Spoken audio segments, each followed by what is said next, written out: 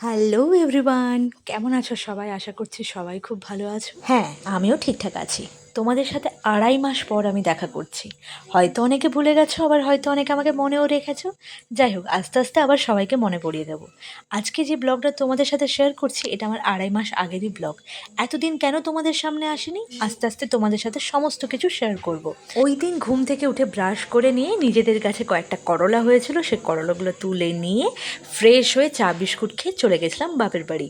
মাছ ধুতে নয় গো, গেছিলাম মায়ের মাথায় হেনা লাগাতে। আর ওই সময় বাবা মাছটা এনেছিল, তো হালকা করে একটু মাকে হেল্প করে দিয়ে এসেছিলাম।